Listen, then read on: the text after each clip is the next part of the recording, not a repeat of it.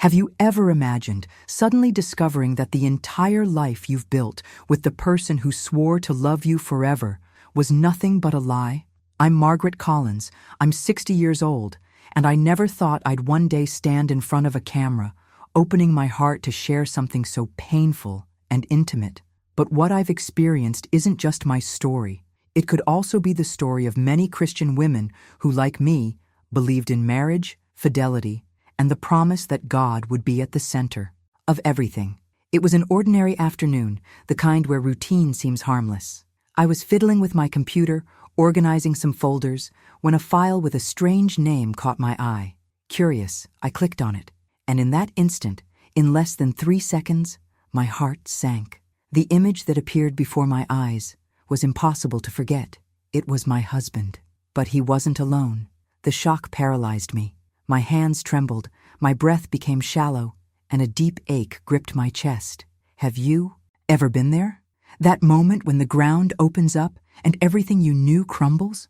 I wanted to close my eyes and believe it was a mistake, but it wasn't. It was real, cruelly real. In that moment, 1,000 questions ran through my mind. How could he? What did I do wrong? What about God? Where was he when this happened? What you're about to discover may surprise you, because betrayal, for a Christian woman, isn't just a wound to the heart. It's also a blow to faith, identity, and the way you see yourself in the world. Stay with me until the end, because what I'm about to share isn't just about betrayal.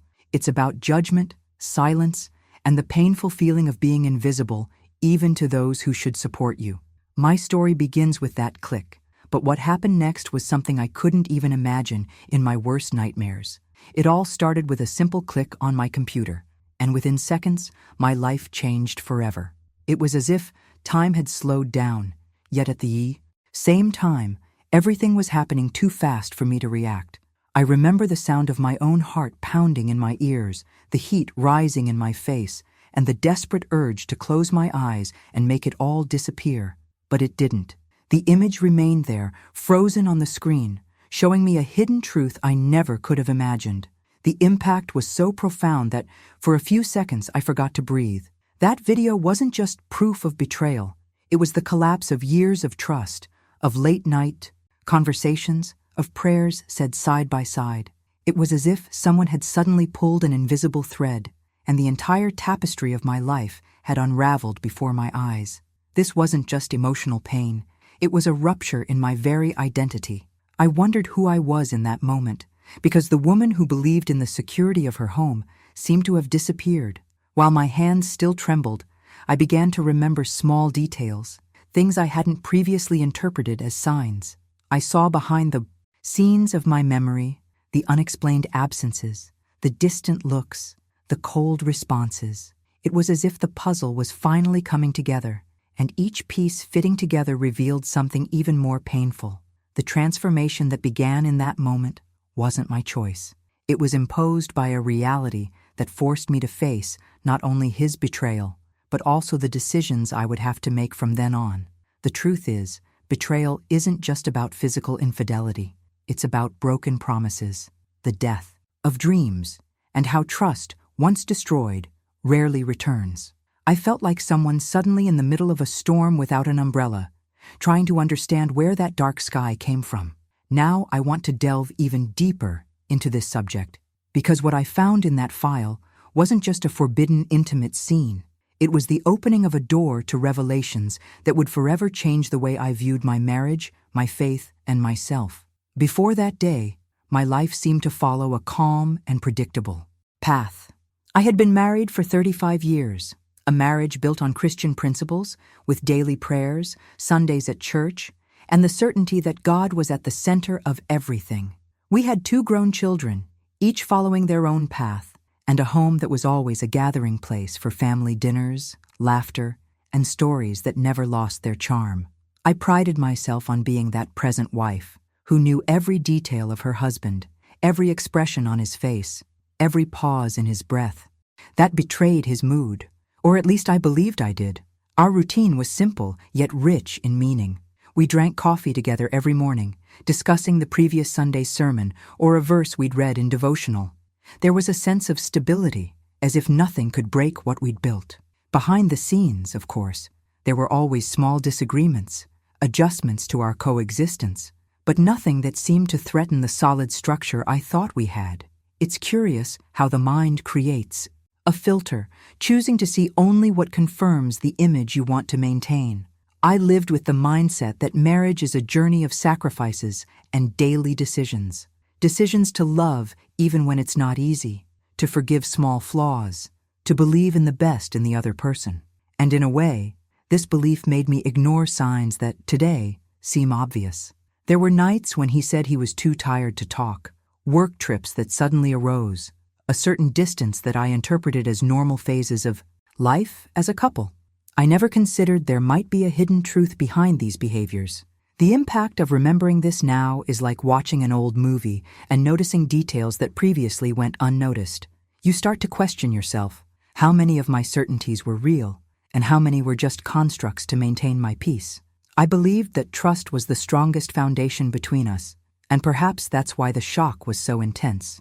It was as if I'd spent years living in a beautiful house, but with cracks hidden beneath the paint.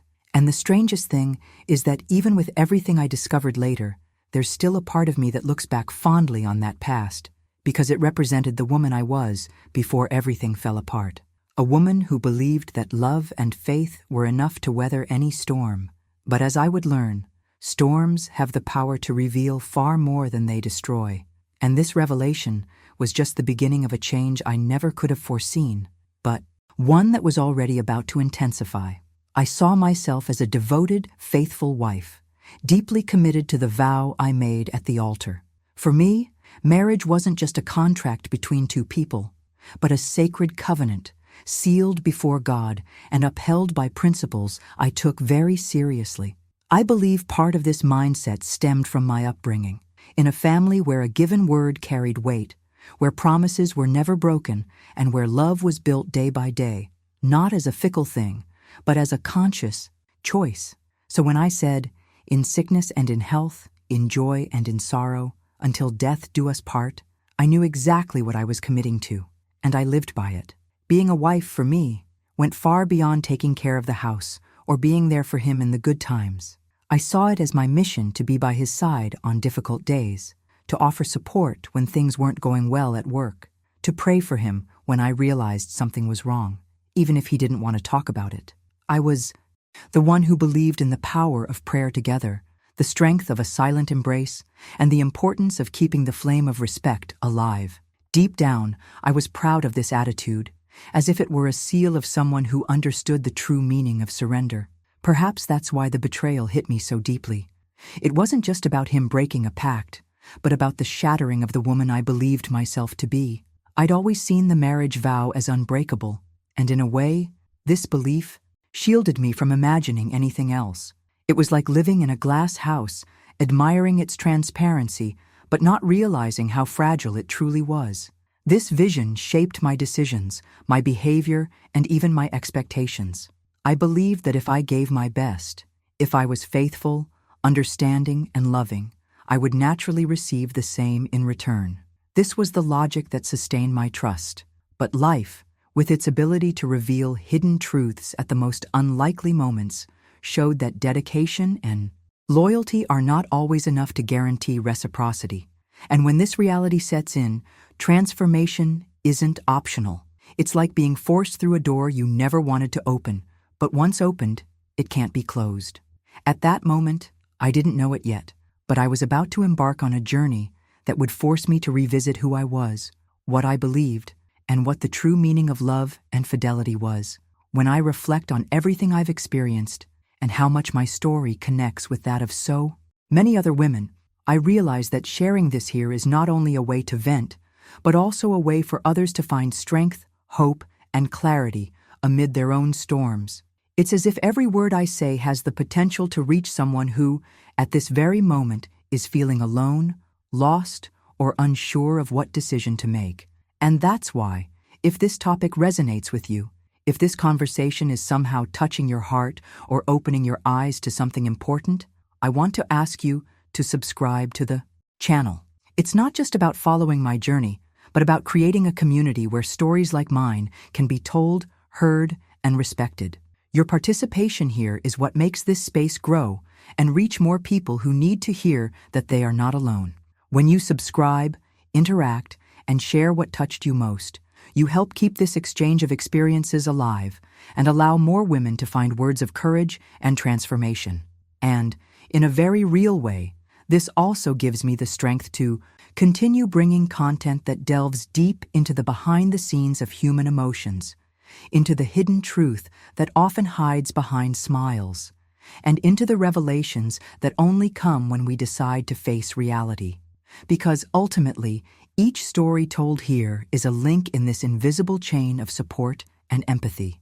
And as I talk about what I've experienced, I realize that this network is precisely what keeps us going, even when everything seems to have fallen apart.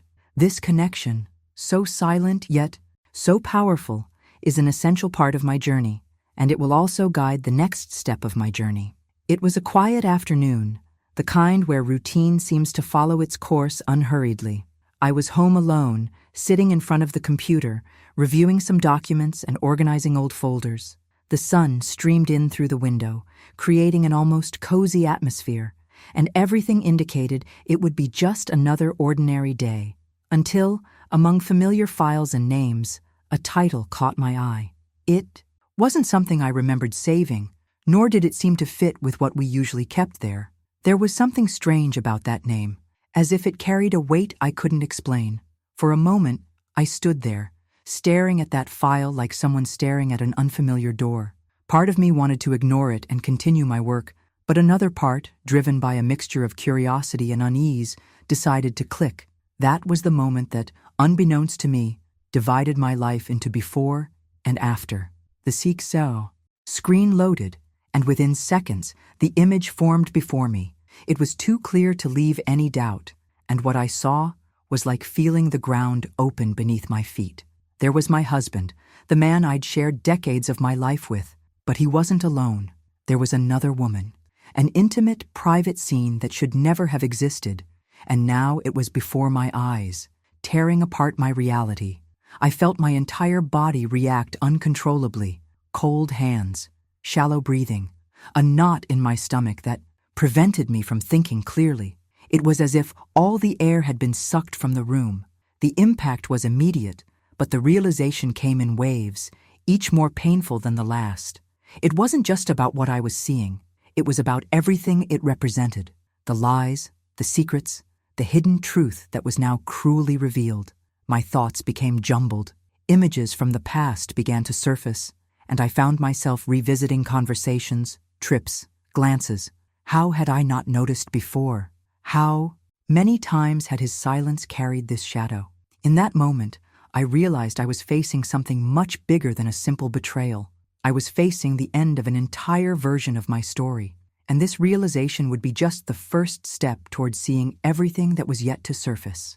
When the video started playing, the first thing that struck me wasn't even the image, but the sound. A familiar, muffled laugh, one I knew so well, and which now sounded completely out of place in this context. It was as if each second delivered a different stab. The tone of his voice, the way he moved, the expressions that had once been my own, shared in moments of intimacy, now directed at someone else. There was no room for doubt. It was him, and he wasn't alone. My body reacted before my mind could process it. I felt the blood drain from my face, a heavy weight on my chest, and an uncomfortable heat rising up the back of my neck. My hands began to sweat, and for a moment, I thought I might faint. The video left no room for interpretation. It was explicit, it was real, and the familiarity with every detail only made it all the more cruel. This was the person with whom I had shared not just a bed, but a lifetime of stories, decisions, and plans. As I watched, a sense of displacement washed over me, as if I were outside my own body, gazing from afar at that impossible scene. It was almost as if I were trespassing on forbidden territory, but paradoxically, that territory had once been mine, and now it was contaminated. This was the first time I realized so clearly how betrayal has the power to distort memories. Everything that was once safe and welcoming suddenly becomes a scene of suspicion. At that moment, it wasn't just the pain of being caught, but also the avalanche of questions that began to form in my mind. How long had this been going on? Who else knew? How many lies had been told to keep me from finding out? With each imagined answer, the wound seemed to deepen. It was like facing a revelation that not only shatters trust, but forces you to revisit every chapter of your past, to understand where the cracks began. The click I made on that file didn't just open a video. It opened a portal to a reality from which I could never return. And as the images continued to unfold before me, I realized that that moment would be the dividing line between the woman I was and the one I would have to learn to be from then on. The reaction was so intense that for a moment it felt like my body had lost control. My hands shook so badly I could barely hold the mouse steady, as if an invisible weight were pulling my arms down. The air grew thin, and each breath was short and hurried, as if my chest had closed inward. I felt a chill run down my spine as a suffocating heat rose to my face, blurring my vision. The tears came without warning, hot and heavy, and there was no holding them back. It was a feeling of abandonment that couldn't be explained in simple words. It wasn't just about being physically left behind, but about feeling like all the emotional security I thought I had vanished in an instant. It was as if I'd been pushed out of my own life, watching from afar as someone else occupied the space that had always been mine. A mixture of disbelief and pain set in, and my mind searched for explanations, but none could soothe the wound that was opening wider and wider. The emotional impact was so profound that it seemed to touch every aspect of my existence. It wasn't just my wife who was hurt. It was my wife, my friend, my companion, my confidant. Everything within me felt betrayed, and, behind the scenes of this avalanche of feelings, a silent part of my mind began recording every detail. The exact moment the video started, the intonation of his voice, even the light in the room I saw on the screen. I knew these images would be etched in my memory forever, even if I wanted to forget them. At the same time, my body cried out for help. My legs felt weak, as if they couldn't hold me up for much longer. I held onto the edge of the table to keep from falling, and for a moment I considered simply closing the computer and pretending none of it had happened. But it was impossible. The truth had already been exposed, and once seen, it could never be erased. This realization crushed me, bringing with it a weight that seemed greater than I could bear. It was in this state, torn between the desire to escape and the need to understand, that I realized that that moment wouldn't be just a painful episode. It would mark the beginning of a profound change, a point of no return in my journey, where every decision from then on would be influenced by this open wound. And even without knowing it, I was already taking the first steps toward facing everything that would come next. In that moment, while the pain still burned and the tears stubbornly fell, my mind began to wage a silent battle that seemed impossible to win. I found myself staring at the ceiling as if searching for an answer in the invisible lines between me and God. The question came as a desperate, repetitive whisper. Why me? Why, after so many years of serving you, being faithful to my vows, caring for my family, and following your word? It was as if all the certainties I had about divine protection, justice, and purpose were being tested all at once. I'd always believed that faith was a shield, and that living by it would keep me safe from the cruelest pain. But there, alone in the room, with my heart broken and my soul bruised, I felt completely unprotected. An emptiness filled me, and I wondered if my prayers of so many years had truly been heard, or if they had been lost in silence. It felt like I was faced with a cruel enigma, where the answer would not come quickly. This internal crisis wasn't just about understanding what had happened, but about understanding what it said about my relationship with God. I searched for logic, a connection that would justify the impact of that betrayal on my life. Had I not been good enough? Had I, at some point, failed to notice the signs he had sent me? These questions echoed, as if trying to extract from me a confession I didn't even know what it would be. With each thought, I felt a weight on my chest that came not only from marital pain, but from a forced transformation in my spiritual mindset. I realized my faith was being tested in ways I never imagined. It was like being in an open field during a storm, trying to believe there was still shelter nearby, even though I couldn't see it. Deep down, something inside me knew that this moment of questioning didn't signify an absence of faith, but a reconfiguration of it. Still, the conflict was real, intense, and forced me to confront parts of my belief that had always remained hidden behind certainties that were now shattering. And in this process, I began to understand that the journey I was about to embark on wouldn't just be about dealing with betrayal, but about redefining my relationship with the very God I'd always believed I knew. In the days following the discovery, silence became my only defense. It wasn't a calm or comfortable silence, but a heavy cloak I chose to wear to shield myself from the outside world. I told no one, not my children, not my closest friends, and certainly not anyone at church. The mere thought of talking about it brought a lump to my throat, as if the words were so sharp they would hurt me again if I tried to say them. Fear seeped into every thought. Fear of not being believed, fear of seeing dirty looks, fear of hearing advice that would sound more like disguised judgments, and, perhaps most painfully, the fear that the scandal would become greater than my own pain. I knew the inside story of the community where I lived. I knew how quickly stories like this circulated, taking on versions that had nothing to do with the truth. And often, the burden fell on the victim, as if the fact of having been betrayed were also their fault. So I kept quiet. I carried that secret like someone carrying a cold, heavy stone, trying to hide it deep in their pocket so no one would notice. But the problem with carrying something like that is that it shapes your posture, alters your gaze, changes the way you move. I went to church, smiled at people, sang hymns, but inside, it was as if an invisible wall separated me from everyone. This choice to remain silent seemed at first a way to maintain control over the situation, but as time passed, I realized it was also isolating me. It was like living in a locked room where the only window looked into myself, and in this confined space, my thoughts echoed incessantly, fueling fear, anger, and a growing sense of abandonment. What I didn't yet know was that this silence, suffocating as it was, would ultimately lead me to decisions that would change not only the course of my marriage, but also the way I viewed my own voice and the value of using it. Because no matter how hard I tried to hide it, there was a part of me that was already beginning to understand that the truth, sooner or later, would find a way out. The silence I chose to maintain came not only from the fear of reliving the pain by speaking out, but from a keen awareness of how merciless people's judgment can be. I'd seen this happen before.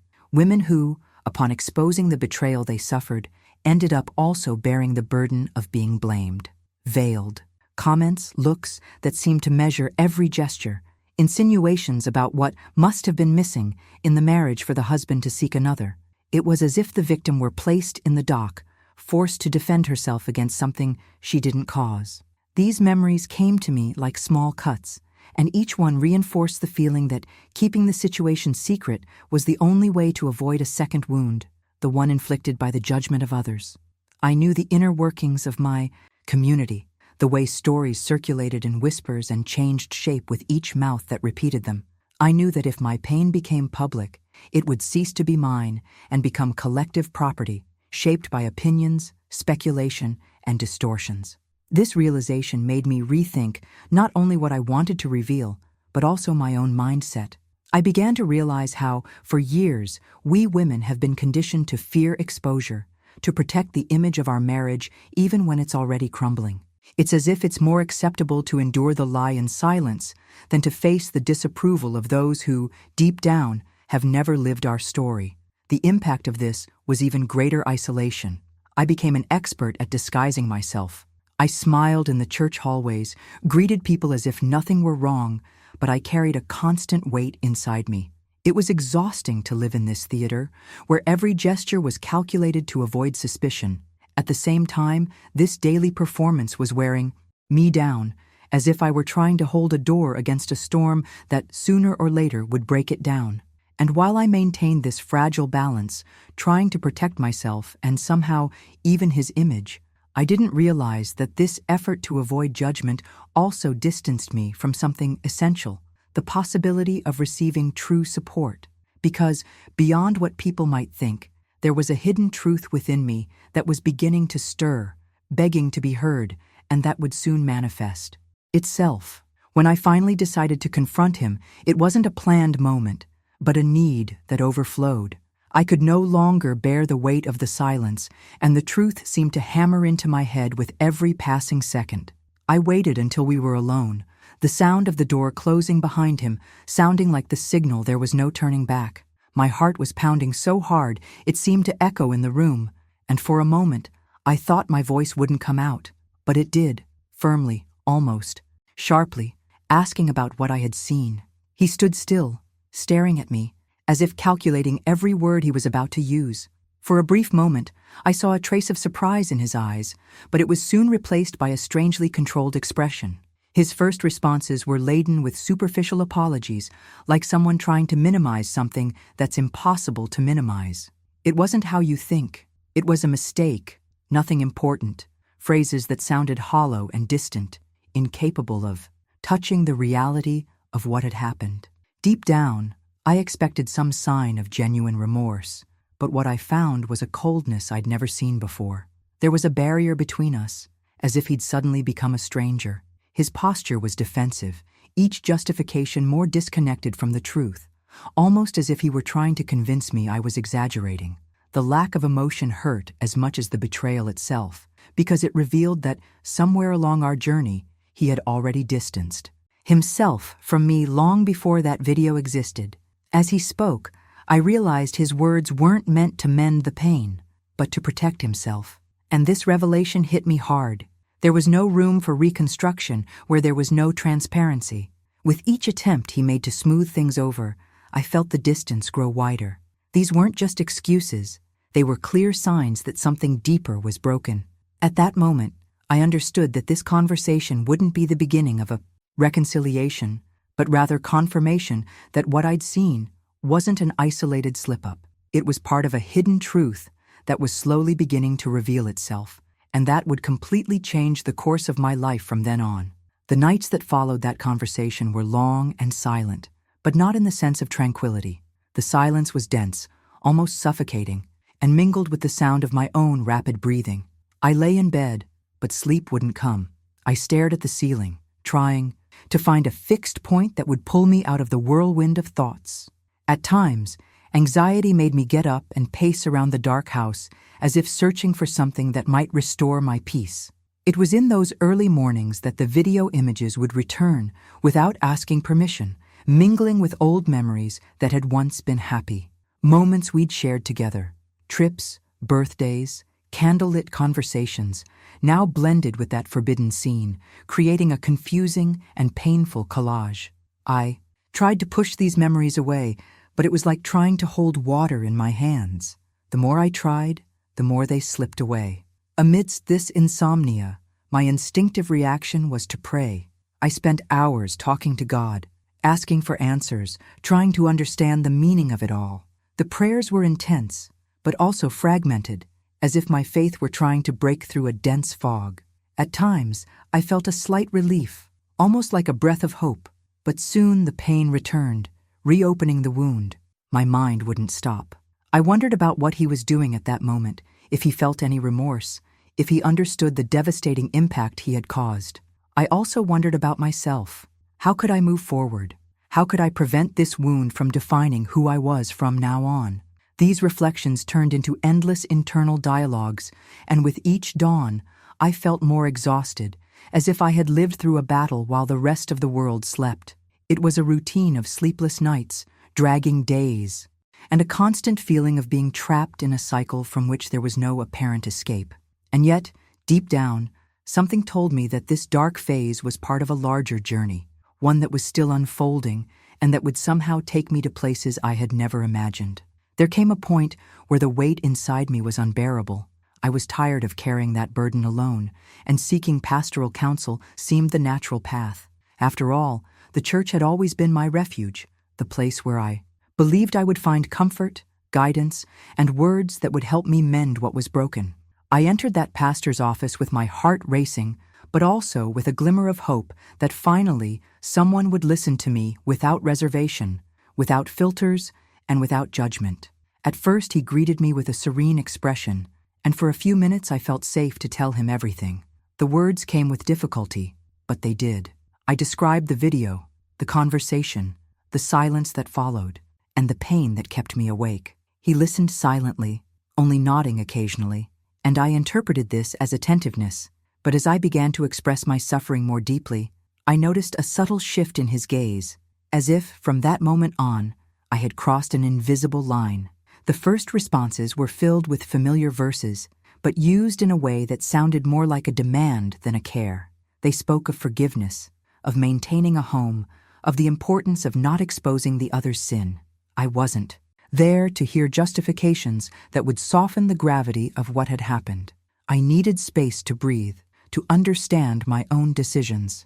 Instead, I felt as if I were being told to remain even more silent, to protect his image, and somehow to sacrifice my own dignity to preserve the unity everyone deemed so important. I left with the strange feeling that I hadn't been truly heard. The support I'd expected turned into an additional burden, and I realized that the environment I'd always considered safe could, behind the scenes, reinforce patterns that keep so many women trapped in destructive relationships. This revelation was harsh but necessary, because it showed me that not all advice comes from a place of deep understanding. And as I walked out of the church that day, I realized that my healing journey might need to find other paths, even if it meant going against everything I'd ever known. After that day in the pastoral office, I realized something had changed around me. At first, it was subtle, almost imperceptible. Some friends began taking longer to respond to my messages, previously frequent appointments began to be canceled, and the spontaneity of conversations gave way to awkward silences. It was as if I had suddenly become an uncomfortable presence, someone carrying a topic no one wanted to discuss. At church, the feeling was even more evident. I'd walk in and see faces that once greeted me with warm hugs, now offering only brief, polite, almost rehearsed smiles. Among the women, I noticed a pattern that tore at me. If I approached a group of people talking, the topic would immediately change, as if an invisible barrier had been erected. They weren't direct words, but the body language spoke volumes. Exchanged glances, fidgeting hands, an atmosphere that left me feeling like I was in the wrong place. The most painful part was realizing that this distancing wasn't just from superficial acquaintances, but also from people who, until recently, had been part of my inner circle. Those who knew my story, who had celebrated so many achievements and moments of faith with me, now seemed to choose to keep their distance, as if my suffering were contagious, or as if my presence reminded everyone that, behind appearances, life can be much more fragile than we care to admit. This disguised abandonment made me reflect deeply on how we deal with other people's pain. It's easier to walk away than to stay by someone's side going through a storm, because staying requires a willingness to listen, to embrace, to not judge. And behind the scenes of this realization, I began to see that part of this distancing might also be a reflection of people's own insecurities and fears, a fear of questioning their own beliefs, a fear of facing hidden truths about their relationships, a fear of admitting that no one is immune to ruptures. Over time, I began to understand that the space that opened up between me and others wasn't just a void, but a space where I would have to learn to stand on my own 2 feet. And, as painful as it was, this isolation would ultimately be one of the triggers for important decisions I still had to make. And, in the midst of this silent separation, I realized that what hurt me most wasn't just losing connections, but feeling like my story was being ignored, as if it had no value or importance. That's when I understood that talking about what's happening, without fear of exposing the truth, is a way to resist this isolation. Because when we share, we open space for other voices to rise up. So, if this topic resonates with you, leave a comment below with what has touched you most so far, or even your own experience. Your participation here is what makes this channel grow and reach more people who need to hear that they are not alone, that there is strength even in the darkest days. Each comment is like a thread that weaves a support network, and this network is what sustains us when the ground seems to disappear. Because deep down, it is from this connection that the courage to continue telling what is yet to come is born. As the days passed, I began to realize there was something even more suffocating than the betrayal itself, the silence that followed. I'm not just talking about his silence, but the collective silence, the kind that involves people who know or suspect, but choose to say nothing. This emptiness of words carried immense weight. It was as if the world around me had decided my suffering didn't deserve to be named, as if ignoring it were a way to protect myself, when in fact it was the opposite. I already knew that betrayal hurts because it breaks trust, but I never imagined that the lack of support could cut even deeper. The silence of others left me feeling like my pain was inconvenient, something that should be hidden so as not to disrupt the normal flow of others' lives. Behind the scenes of my interactions, it was as if every conversation avoided touching on the subject, even when it was clearly visible in my eyes. I could feel the tension in the air, that hesitation before moving on to a safe topic, as if my story were a locked room no one dared open. And yet, this silence spoke. It screamed that I was alone, that no one wanted to commit to the truth, that it was more comfortable for everyone to pretend nothing had happened. This kind of abandonment is different. It doesn't come from slammed doors or harsh words, but from absences. An absence of sincere questions, of lingering hugs, of looks that say, "I'm here." It was like living in a room full of people, but with an invisible wall separating me from everyone. With each passing day, this forced isolation took a toll on my mentality. I began to question whether I was expecting too much from people, whether true support was an illusion, or whether I simply didn't deserve to be heard. This doubt gnawed at me because it was no longer just about dealing with the pain of betrayal, but about facing the bitter revelation that when the ground disappears, not everyone will lend a hand to help you get back up. The ironic thing is that, at many moments, I craved a silent presence more than perfect words. I didn't need someone to solve my life, but I needed to feel like I wasn't carrying everything alone. And when that didn't come, the loneliness became even more intense. It was like walking down a dark hallway where every closed door echoed within me. Silence forced me to listen to my own voice differently. It pushed me inward, to places in my mind and heart I'd never visited. And in that plunge, I realized I was at a turning point. I could either allow this lack of support to define me, or I could begin to build a new way of existing, even without the voices I deemed indispensable. It was in this empty space that I began to understand that sometimes transformation is born precisely from lack, from what we haven't received, which forces us to seek new sources of strength. But this understanding was still fragile, and I didn't know how far it would take me. What I did know in that moment was that the silence would continue to scream until I decided somehow to respond to it. There came a time when the weight of everything stopped being merely emotional and began to manifest itself in my body. I no longer had an appetite, and the few times I tried to eat, the food seemed tasteless. It was as if my body had decided to conserve energy, not to protect me, but to prepare for a long hibernation from which I wasn't sure I wanted to wake. My clothes began to feel loose, and the mirror showed me an image I barely recognized. The deep circles under my eyes betrayed sleepless nights, and the sparkle in my eyes, which had previously accompanied me even on the most ordinary days, had simply vanished. Hair loss was one of the most cruel signs. With each shower, seeing strands upon strands accumulating in my hand was like watching pieces of myself slip away, without me being able to stop it. It was a physical reminder that the pain wasn't confined to my mind or heart. It was seeping into every cell, weakening not only my emotional strength, but also my health. And worst of all, in that state, even taking care of myself seemed futile. There were days when getting out of bed was a struggle, and getting dressed to face the world seemed to require energy I no longer had. The urge to disappear didn't come from a dramatic impulse, but from a deep desire to simply disappear from life as it was. It was as if I wanted to put everything on hold, hide somewhere where no one would find me, where there were no memories, no questions, no weight of what I knew. This feeling of voluntary exile was seductive because deep down, I believed that if no one could see me, perhaps the pain would lessen. But the hidden truth I began to realize is that rock bottom isn't just a place of pain.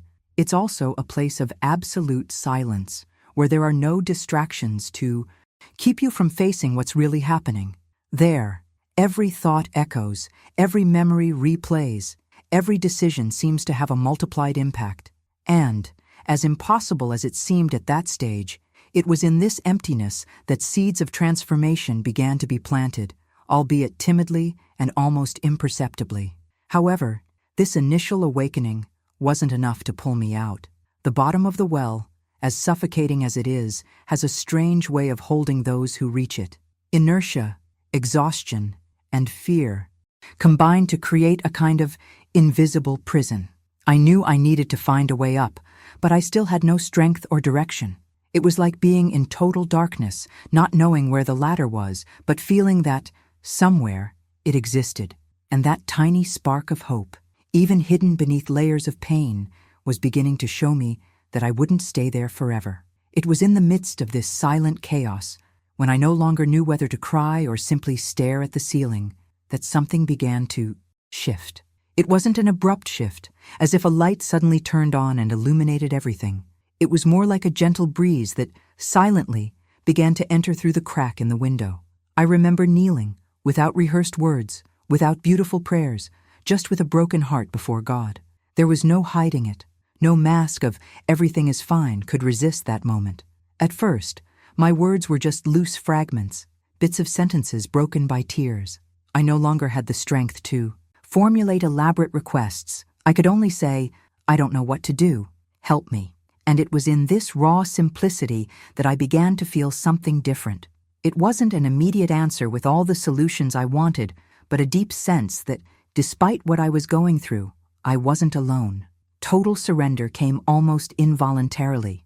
I knew I no longer had control over anything, and in admitting this, I realized I might never have. It was strange, because this realization, which could have been frightening, brought unexpected relief.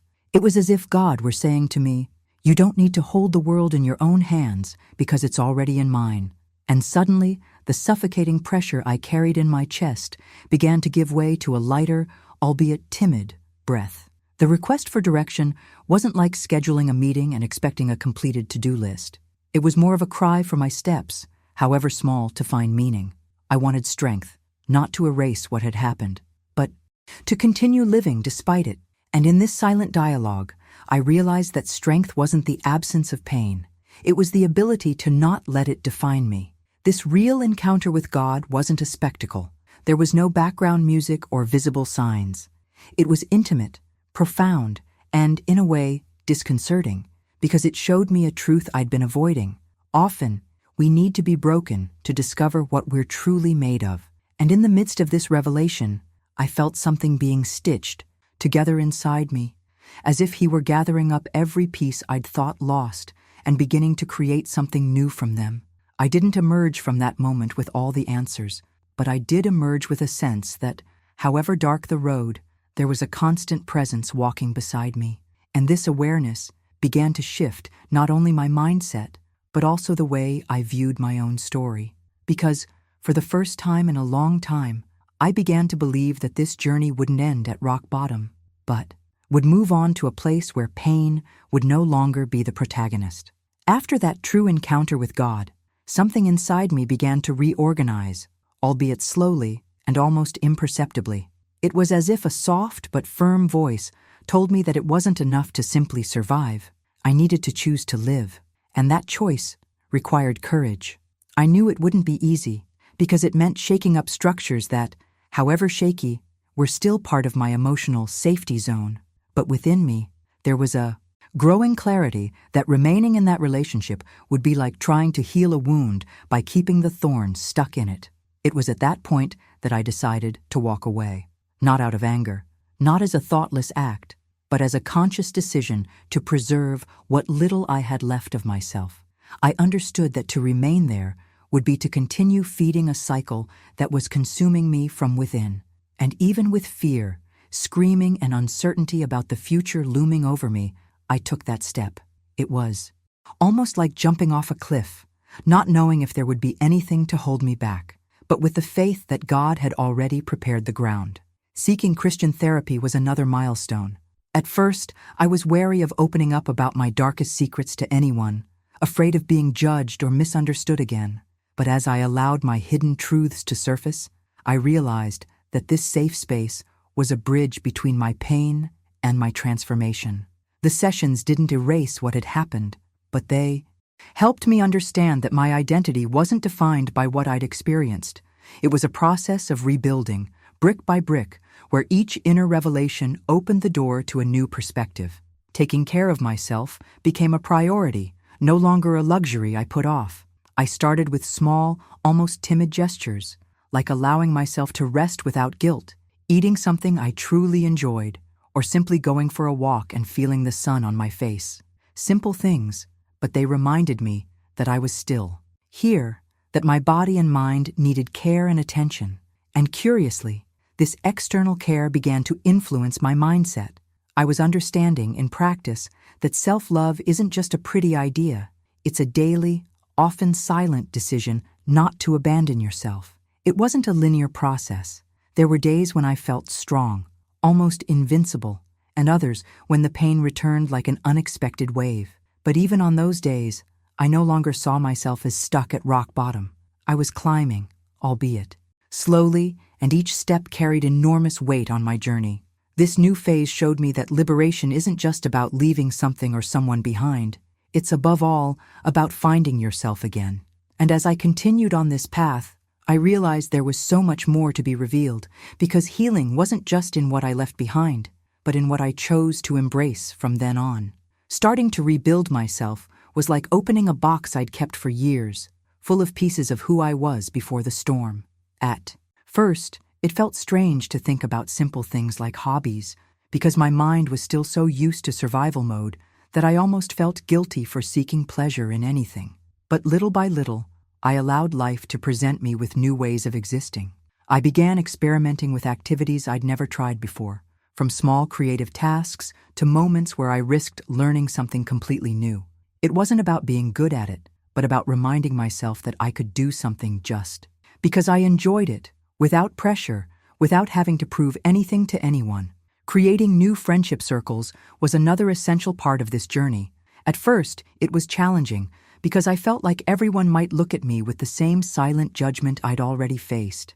But to my surprise, I found people who welcomed me without wanting to dissect me, who were more interested in who I was becoming than in the story that had hurt me.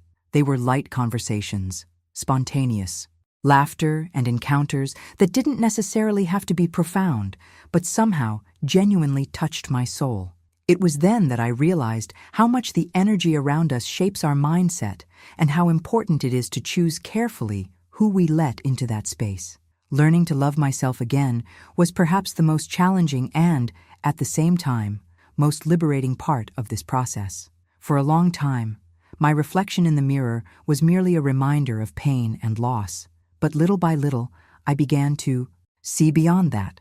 I learned to look at myself with kindness, to acknowledge my flaws without punishing myself for them, and most importantly, to appreciate my small daily achievements. It was as if each act of self-care was a silent message to myself, saying, I am here, and I care. This rebuilding wasn't linear or quick, but it showed me that there's no single formula for starting over. Each step had its own time, and each victory, no matter how small, had a profound impact. The most surprising thing was realizing that the more I invested in myself, the more life gave back to me in unexpected ways, whether through new opportunities, unexpected connections, or simple moments I would have otherwise overlooked. And it was in this context, between healing and rediscovering myself, that I began to understand that transformation doesn't just happen when we leave the past behind, but when we choose, day after day, not to let it define who we are. And this awareness would lead me to something even deeper, something that would forever change the way I viewed my own story. Discovering what I had learned about myself was like opening a book I thought I knew by heart, but which hid entire chapters written in small print. At first, I didn't realize how much pain had shaped areas of my life I would never have touched willingly. It was only when I began mentally revisiting each step of the journey that I realized that, despite the scars, I was more whole than before. The strength I'd heard people talk about, but never seen myself, was now there, visible in the details. It was in the way I managed to get up on my own after each fall, in the silence in which I chose to think before reacting, in the care taken not to let bitterness shape me. Resilience became almost an automatic reflex, not because I was immune to pain, but because I learned not to let myself drown in it. I discovered that resilience isn't about hardening yourself to the point where nothing can touch you, but rather knowing how to bend when the wind is strong and still stand tall. It's about recognizing that there are days when all you can do is breathe, and even then, that's already an act of courage. I began to understand that being resilient means carrying within yourself the certainty that life can change course suddenly, but that I also have the power to rewrite my story with each new chapter. Forgiveness was perhaps the most complex lesson, not the kind we grant to soothe others, but the kind that frees ourselves.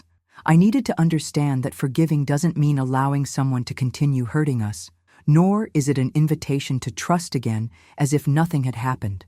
It was an intimate, almost secret process where I lifted the weight off my shoulders and returned responsibility to where it truly belonged. This kind of forgiveness doesn't happen overnight, nor does it come packaged in pretty phrases. It arrives gradually, like a breeze that clears the air, until you realize you can now breathe without that knot in your chest. But along with this ability to forgive, something equally powerful was born: the ability to set boundaries.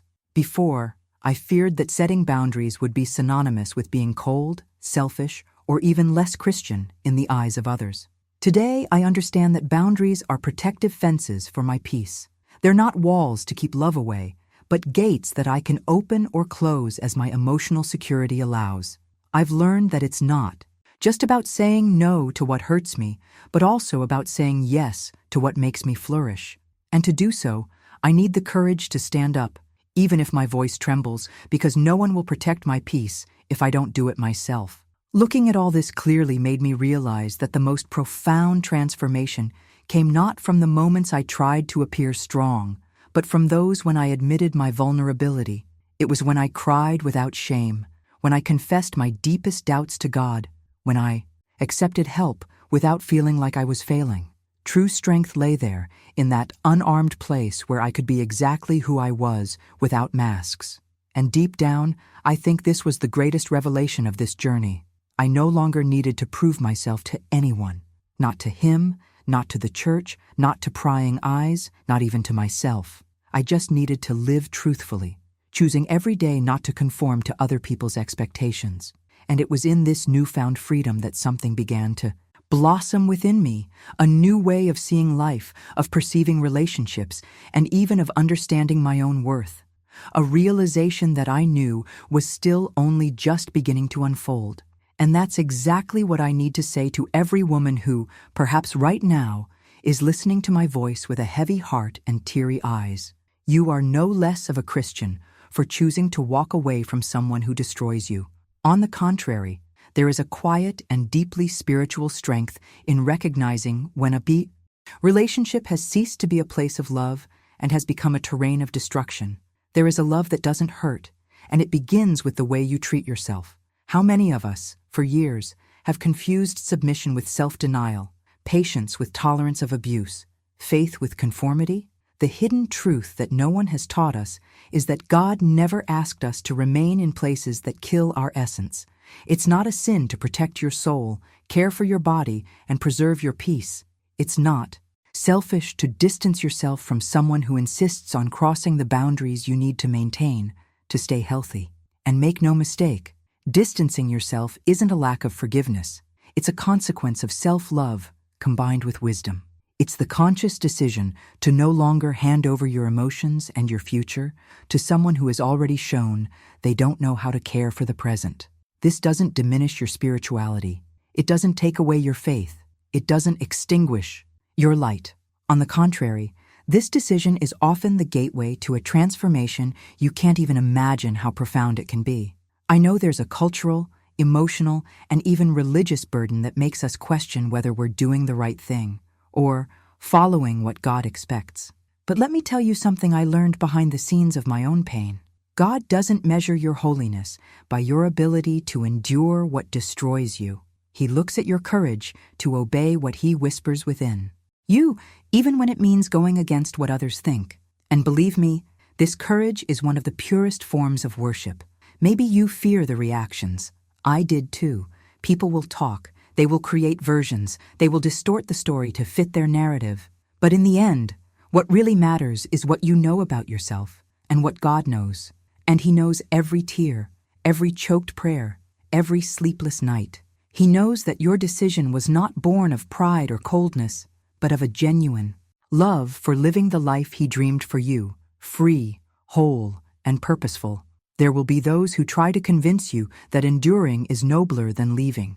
But sometimes, nobility lies in recognizing that enduring has become synonymous with surviving, and that you are called to live.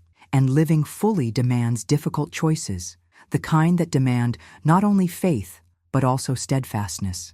It's at this point that your mindset shifts, that the old version of you begins to say goodbye to make room for a new woman, a woman who understands that her spirituality isn't tied to how many wounds she endures, but to how many decisions she makes that are aligned with truth. And when you take this step, the impact isn't just on you. Without realizing it, you become an inspiration to others, still trapped in painful silence. Your liberation shines a light on their path. It's as if, by breaking your own chains, you send a silent message saying, "It is possible." This is how stories change, not only yours, but the lives of so many others who suddenly realize they too have a choice. I won't romanticize it. It's not an easy path. It requires sacrifices, sleepless nights, decisions that seem too heavy for a single pair of shoulders. But it's in this process that faith stops being mere talk and becomes living practice, that prayer stops being mere words and becomes fuel, that hope stops being a distant idea and begins to pulse in your chest. And when you least expect it, you find yourself taking a deep breath and realizing that for the first time in a long time, you're truly alive. And it's precisely in that moment, when the weight begins to lift, that something new begins to form within you, something that will transform the way you see everything. And if you think this story ended here, I need to tell you that I was just beginning to turn the most unexpected page of this entire journey. Because when we finally find the courage to close a door, we never imagine that, on the other side, there are paths we never even knew could open. It was at that point that I realized that transformation is not an isolated event, but a sequence of small daily decisions, some easy, others soul-shattering. The impact of these choices shaped a new version of me, firmer, more aware, and at the same time, more sensitive to what truly matters.